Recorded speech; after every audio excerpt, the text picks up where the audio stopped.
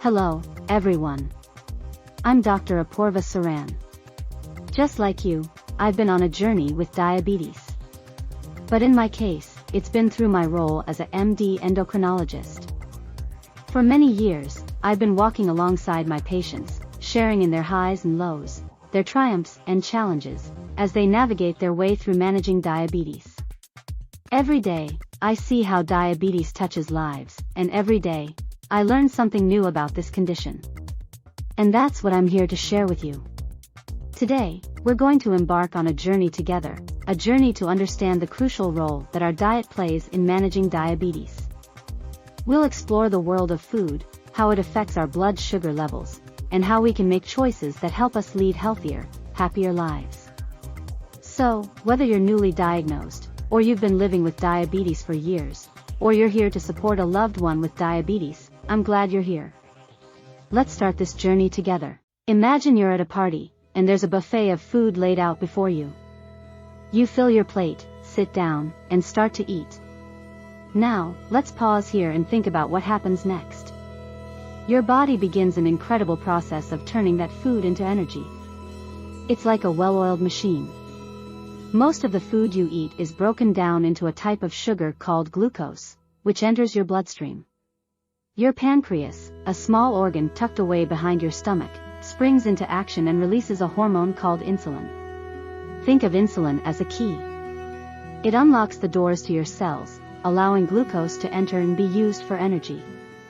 But in diabetes, there's a hitch in this process.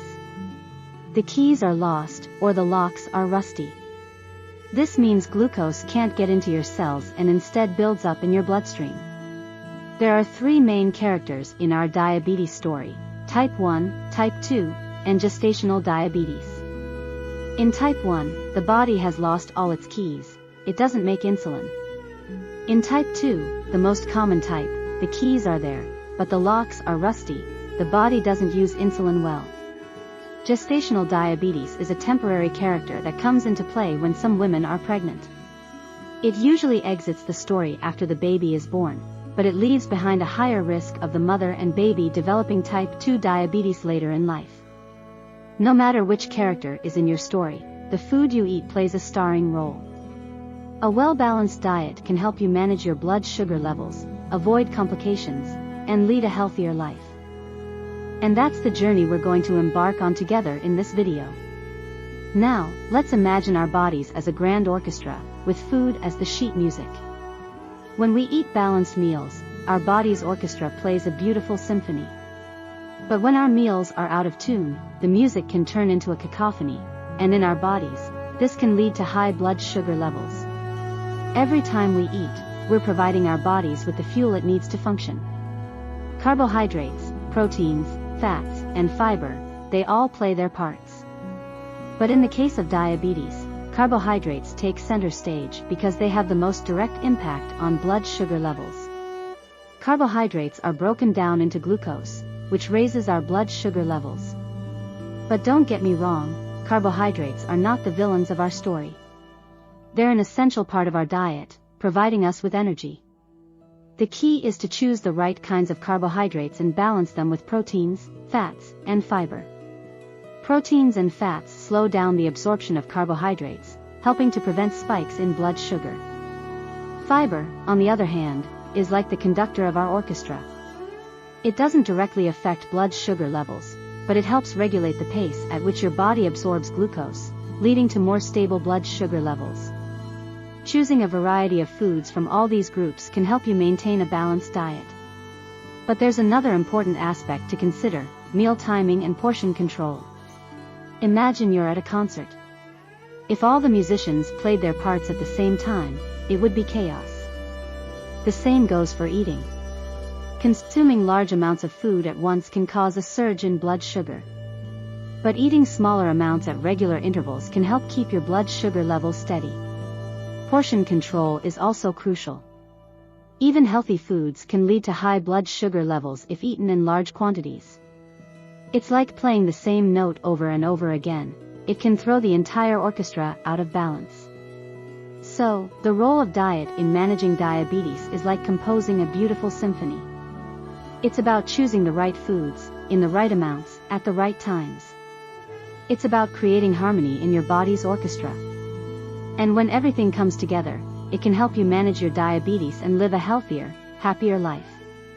Let's continue our journey by exploring the landscape of dietary guidelines for managing diabetes. Think of these guidelines as a map, guiding you towards healthier food choices that can help manage your blood sugar levels. Firstly, balance is key. Just like a tightrope walker needs to maintain balance to prevent falling, we need to balance our intake of carbohydrates, proteins, fats, and fiber. This doesn't mean you need to give up your favorite foods. It's about moderation and making healthier choices more often. Now, let's talk about the glycemic index, or GI. Imagine you're on a roller coaster. Foods with a high GI are like the steep drops on the ride, causing your blood sugar levels to spike and then crash. On the other hand, low GI foods are like gentle slopes, causing a slower, steadier rise in blood sugar. Choosing low GI foods, like whole grains, legumes, and certain fruits and vegetables, can help keep your blood sugar levels more stable. But remember, low GI doesn't always mean healthy. It's still important to consider the nutritional value of the food. Next, let's look at our map and identify the foods we should aim to include more often. These are foods rich in fiber like whole grains, fruits, and vegetables, lean proteins like fish and poultry, and healthy fats like those found in avocados and nuts. But, just like any journey, there are some paths we should try to avoid. These are foods high in saturated and trans fats, like fried foods and baked goods, foods high in salt and sugary drinks. These foods can lead us off track and cause our blood sugar levels to rise. Remember, everyone's journey with diabetes is unique. What works for one person may not work for another. It's important to listen to your body and work with your healthcare team to create a meal plan that fits your personal health goals, food preferences, and lifestyle. So, navigating the world of food with diabetes can be a journey, but with the right map, a balanced diet, understanding of the glycemic index, and knowing which foods to include and avoid, you can manage your diabetes effectively. And remember, it's not about being perfect. It's about making progress, one meal at a time. Now, let's imagine we're embarking on a day-long journey, and we need to pack our meals for the day. What should we include in our meal box? Let's explore a sample meal plan that can help manage blood sugar levels. For breakfast, let's pack a bowl of oatmeal topped with a handful of berries and a sprinkle of nuts. Oats are a great source of fiber and have a low GI, which means they'll provide a slow and steady release of energy. The berries add a touch of sweetness and are packed with antioxidants, while the nuts provide healthy fats. Moving on to lunch, how about a grilled chicken salad with lots of colorful veggies, a drizzle of olive oil, and a whole grain roll on the side? The chicken provides lean protein, the veggies offer fiber and nutrients, and the whole grain roll adds some low GI carbs. For dinner, let's prepare a piece of grilled salmon with a side of quinoa and steamed broccoli. Salmon is rich in omega-3 fatty acids, which are good for heart health. Quinoa is a high-protein grain with a low GI, and broccoli is a nutrient-dense vegetable. And of course, we need some snacks for our journey. How about a small handful of almonds or a piece of fruit? These snacks are low in carbs and high in fiber, making them a good choice for managing blood sugar levels.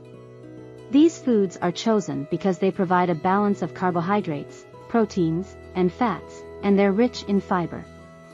They're also delicious and satisfying, which is important because enjoying your food is an essential part of managing your diabetes. Preparing meals at home allows you to control what goes into your food. Try to plan your meals for the week ahead. This can help you make healthier choices and avoid last-minute high-carb or high-fat meals. Remember, this is just a sample meal plan. Everyone's nutritional needs are different, so it's important to find what works best for you. Work with your dietitian or healthcare provider to create a meal plan that fits your personal health goals, food preferences, and lifestyle.